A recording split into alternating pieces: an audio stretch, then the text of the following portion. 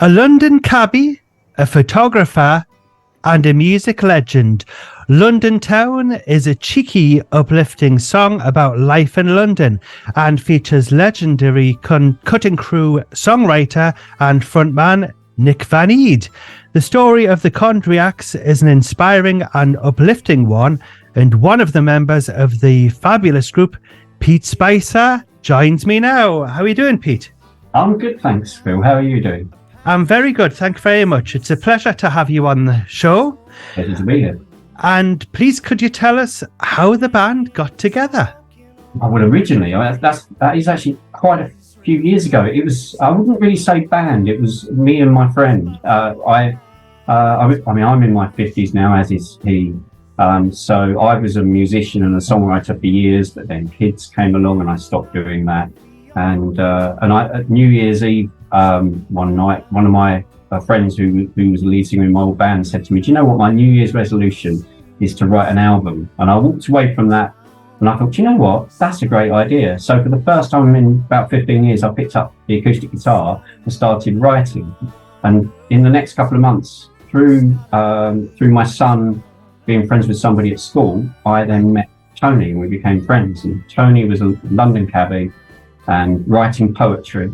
And at that time, we had no idea that he could sing. And we just decided we'd start to see if we could put his poems to music. And then he started singing. And I thought, how did this guy get this old and not know that he's got that voice? And that's kind of where it all started.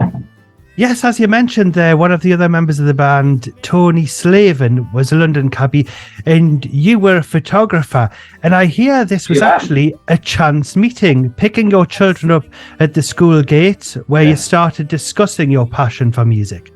Yeah, absolutely. Yeah, and we were just like, I can remember walking through the park and we would just chat. And we, initially it was a friendship that we formed, and also a very similar love of music and similar artists, and so that's kind of where it all sort of began. And it was, he said that he'd been writing poetry on the taxi ranks, and then he showed me his books that were like that thick with poems, like hundreds and hundreds of poems that he'd written.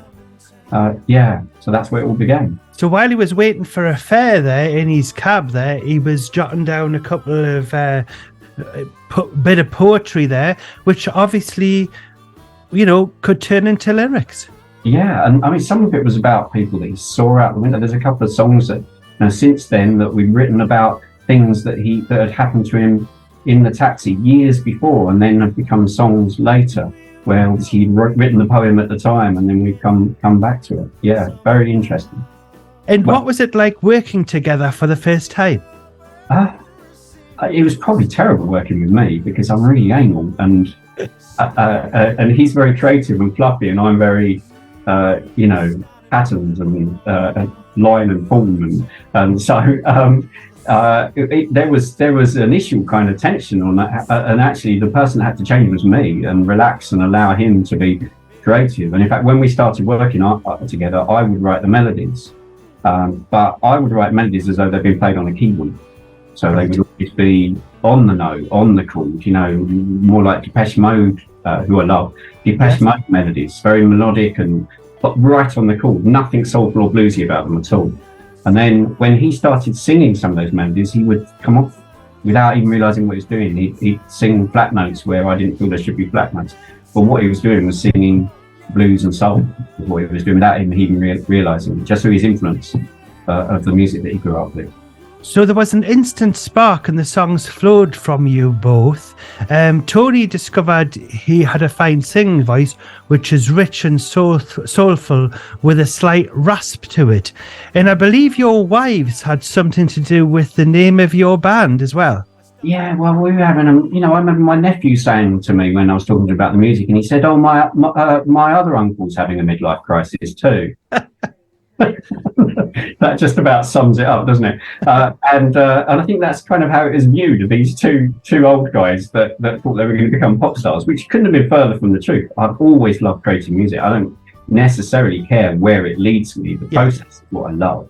And so they would take the mickey out of us, and they would call us initially the hypochondriacs, which they then shortened to the Condriacs, because two men of a certain age moaning about health So that's kind of where that name came from. I love it as well, and it's quite catchy as well. Now, after gathering a catalogue of songs together, you both received a wonderful reaction to a performance of your songs on a local radio station and ventured into the studio to record the band's first EP and announced yourselves on social media. The Condriacs following began to grow, and today the band boasts some 130,000 followers. Tony used to play and sing the songs they had written to his punters in the cab, some of whom were very high profile as well, including Brian Johnson of AC/DC, Art Garfunkel, Lewis MacLeod, also Wilf Scolding, Game of Thrones fame, who ended up appearing in one of your videos. I wonder what the punter's response was like for Tony serenading his passengers. Well, I would have thought that most of them probably thought, what on earth is who? I think we've got in the wrong cab. But Tony's a really kind of warm, and it's hard not to fall in love with Tony from the moment you meet him. And I would imagine that obviously I've only known him as a friend rather than the driver of my cab. Yes. And I would have thought that most people really loved being in his cab because he's very chatty and he would talk about the music and then play them a bit and maybe sing a bit to them. And, I'm sure some people thought, oh dear, but we've got fans that are still following us today that came from, and they're friends as well, I would honestly call them friends, that came from sitting in the back of Tony's cab, all those years ago. They're still following us today. Absolutely amazing. I bet you got some good tips. Yeah, yes. Well, he did. And, when you think about some of those people have become patrons. So they are, they subscribe to our music and help support us financially for all these years. It was amazing what he did in the cab. And I think that's where his love of performing, because he hadn't done anything like that before, his love of performing, albeit to 1, 2, 3 people in the back of the cab, I think that's where his love of it really started to grow. Amazing. You could have had it called the Singing Taxi Driver. Yeah, yes. I think there is actually a singing cabbie. I think there is. And he goes, yeah. So we can't beat the singing cabbie, but no. But he was the original. Yes. I think the key difference, Tony was the original. Yeah. But he had a great time doing that, and he met a lot of good people. I bet as well. Now, in 2017, the Condriacs wrote a rather poignant song called Voices. Please, could you tell us about that? Well, that was about, I'd kind of gone through quite a spell in my life, and that kind of created anxiety, and this was a subject that was very close to my heart, and we started talking about, that's what people that create things do, is they can't always formulate their thoughts into words, so they create something to kind of get it out of your head, and that's what we did. And then I can't really remember how the connection happened, but we ended up doing something for Mental Health Week with the Mental Health Foundation, which are a great charity and often get overlooked because they're not one of the big ones, so you don't get the celebrities following them, and they're a great team of people and do some amazing work. Yes. And but so we released that song for that, and then we ended up Channel 5 News coming down to Tony's house and interviewing us, and we played the song live on Channel 5 News. Excellent. And where is it that people can follow this particular charity? Well, that's a very good question. If you just type into Google the Mental Health Foundation, it will be the first thing that comes up. Fabulous. And we'll put a link somewhere so people can have a look at that website as well after the show. Yeah. Thank you for that. Now, Nick van Eede, who I met many years ago in South Shields before he went on his world tour. Right. And then I haven't seen him since. He was doing a little bit of. He did like a personal kind of gig at the Customs House, which is a venue which is quite famous in South Shields. Yeah. And he did that, and he had his daughter. I think he was his son and his daughter. I think he's got a son, daughter. But in any case, his children were selling the merchandise in the foyer. Right. And then the next thing I had a chat with him after the show and things. And then the next thing was he was on a world tour. It was like, wow.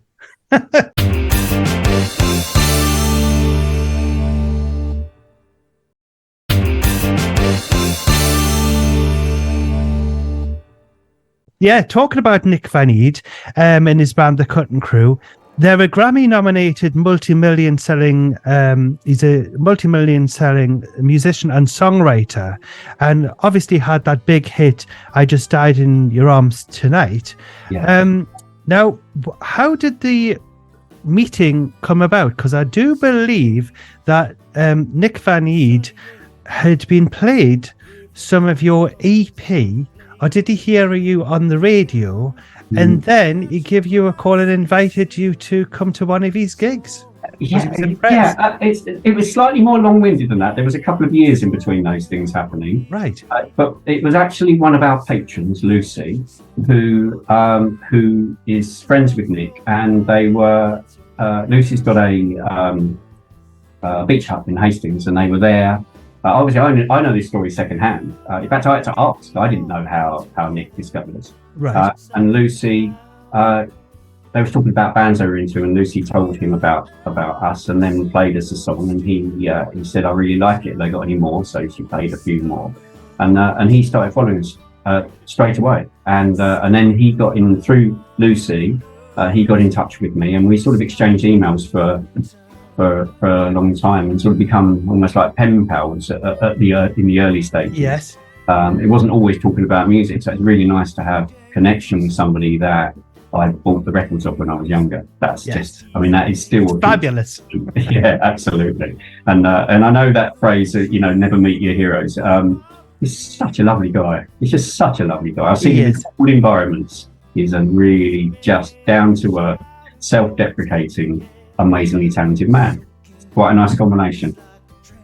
And he loved the hooks that you had in your singles, didn't he? That's what really attracted him to your band. Yes, yeah. I think he just genuinely.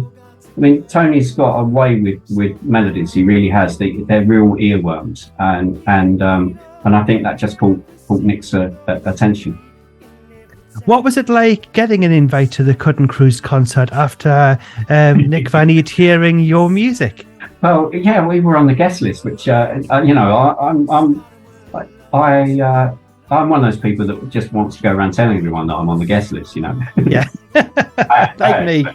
Yeah, and we sat in the front row, and it was amazing. And he, when he started, I remember Tony's reaction when Nick started belting out these, because Nick is famous for songs that are commercial pop. That was the genre that he of course into.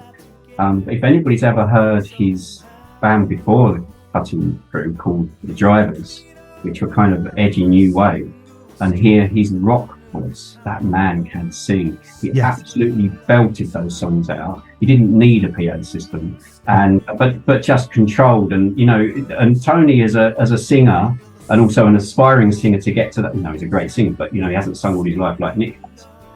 I remember him being absolutely gobsmacked. He was just, when we met Nick afterwards, and couldn't wait to tell him. He was absolutely in awe of how he sang that night. And when you had a drink after the show, Nick actually, surprisingly, which will have been a shock to you, offered to sing backing vocals on a couple of the tracks for your forthcoming album, which was crazy. Yes. Well, yes. I mean, it wasn't anything formal at that point. It was just a passing conversation, and again, a little bit of time passed before that came about. But we sent him. He asked us to send him the guide tracks that we'd created for this album.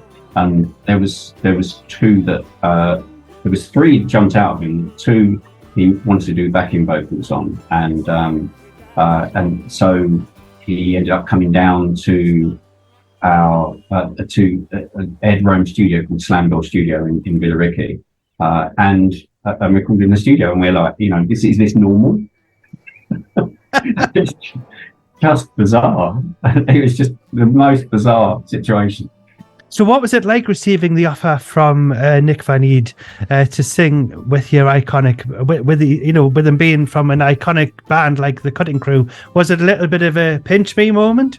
It was absolutely a pinch me moment, but also, and maybe this is to do with my personality and my age, there is an element that thinks, yeah, I believe that when that happens. It seems such a massive thing. You think, surely this isn't going to happen. I mean, this is a thing that people say, but they don't then do. And so it was that when he followed it up, like my confidence in the fact that it was going to happen increased. I'm one of those people where I'm always waiting for something to not happen so I don't necessarily get excited like that. But I couldn't believe that I was even having a conversation with him about it.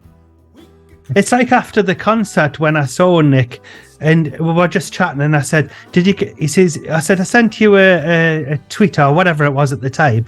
I sent him a message and I said, is it all right to come and do an interview after the show?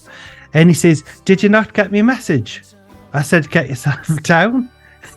Nice. So I didn't have my equipment with us. I was like, maybe the next time, but the next time hasn't come round. So maybe in the future. Because now he's with the Condriacs there. Well, he's doing some nice vocals for years there. Yes. Yeah. But yeah, he's when you watch him in interviews, he's very, very relaxed. He's very, he's easy on the ear when he talks. I mean, he's just a normal guy. But he's a normal guy that's had an amazing music career. And obviously everybody talks about I Just Died in Your Arms, which is, if you've ever seen him, we supported them in June in Breed. Right. And there was three of them. There was Gareth on guitar and Tom on keyboards and Nick singing and on guitar. And they played some covers and they played a number of their hits. And when they did I Just Died in Your Arms, it was like there was a full band and an orchestra there. I mean, it was just incredible. And it is such a classy song. But, songs like I've Been in Love Before, it's just that I think that's possibly my favourite of their songs. I do. I love that one. I do. It is a very iconic tune, and I love it there. And every time I play that on the radio, I try and play the one off the track off the 12-inch because it's a little bit longer. Yeah. You can slow it down if you want it to last longer. You could really, yes. Yes, I can use my little tempo range here, which I've got next to us, and do that. Now, the Condriacs' new single, London Town, is a duet with Nick van Eede of the Cutting Crew, featuring Ed Rome, and it's out now. What's the song about? And I understand the video was filmed at Nick's house. Yeah, it was filmed on two locations. It was at Ed's studio and two locations. One of them being Ricky. I'm trying to pick this up more than two locations. So it was at Ed's studio, and it was also at Nick's studio at his house. And again, when I did the filming, I ended up doing everything because obviously I'm a photographer, but I'm not a videographer. So I'm behind the camera as well as in front of the camera. And it had a really nice look to it, but all I kept seeing was his gold disc in the background on the wall of our music video. And I thought, if nothing else happens, that's a nice little screenshot to have. It is definitely there, isn't it? So but the song, I mean, Tony would probably be better to give you the ins and outs of the lyrics, but the song just fell out. We'd had a writing session for an album that this song ended up being on, and we finished the writing session. We always stick the phone on record because you never know what you're going to catch, and that's such a great thing to have voice notes on your phone, because it might be just a little thing you go back to in 6 months' time. We had that on record and we finished, and Tony got up to walk away and he said, you know what, we should write, because we wrote this song called I'll Take It All when we first started, and it was a little bit cheeky and kind of had our image to it, two blokes with black caps on, and just something about it was a little bit cheeky. And he said, we must write another song like that. So I started strumming some chords. This has all been recorded on the phone, and then he just started singing, and I still got that recording. and almost the entire song came out in one hit, including lyrics. Amazing. In one go, made up as we went along. We had no idea what was going to happen to that song afterwards. It was just a throwaway moment. Yeah. And it ended up going on that album. And that's when Nick heard it. That's when he said, I'd like to, if you're happy to, I'd like to share the vocals on it. Absolutely fantastic single as well. And I've got it on CD. I've been sent a copy on CD there. So it's nice that you've got it on CD as well. That's absolutely amazing. Now, the vinyl revival is upon us. So what is your favourite vinyl record you have ever bought? Oh, my goodness.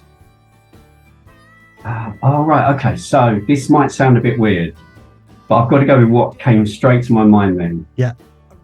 And it is War of the Worlds. War of the Worlds. I love that one. Double album. Richard Burton doing the narration. Yes. Forever Autumn. Justin Hayward, was it? It was, yes. Justin Hayward, yes. Amazing music on that. So there you go. Yeah, that's from my childhood as well. Where did that come from? I know. Duran Rio for a moment, and it ended up being War of the Worlds.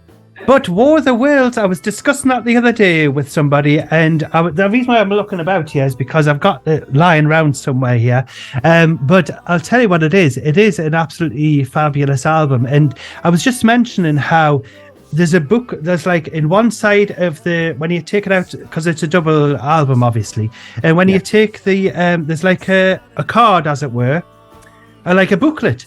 So you can read the story as well as it being narrated, and it's magical, isn't it?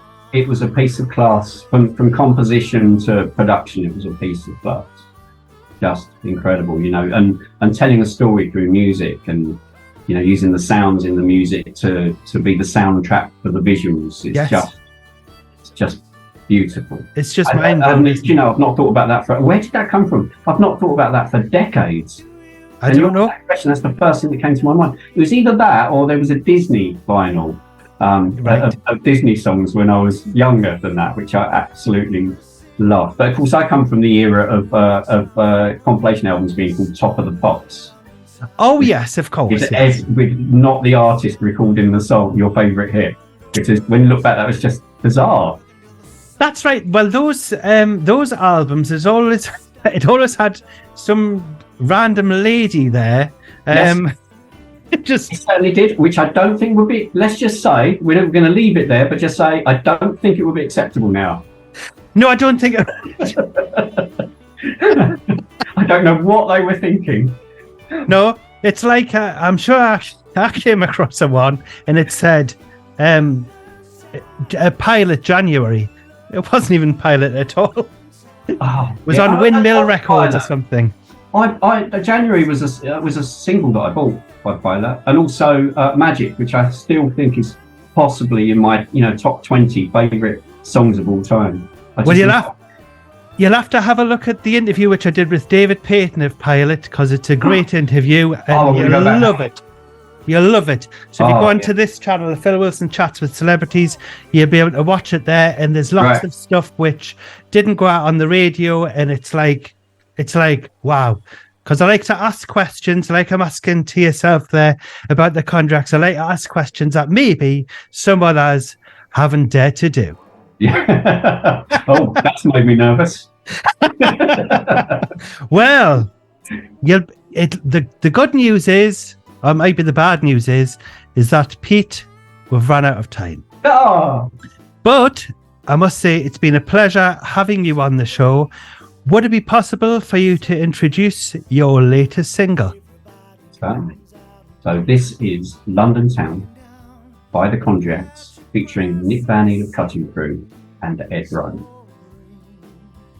Pete, it's been such a pleasure having you on the show, and I'd love to wish the Condriacs and also say hello to Nick van Eede as well there. And we'll hopefully catch up with you all again soon. Lovely. Thank you so much, Phil. All the best for the single. Thank you. Thanks very much. Take care now. Yes, bye. Thank you. Bye.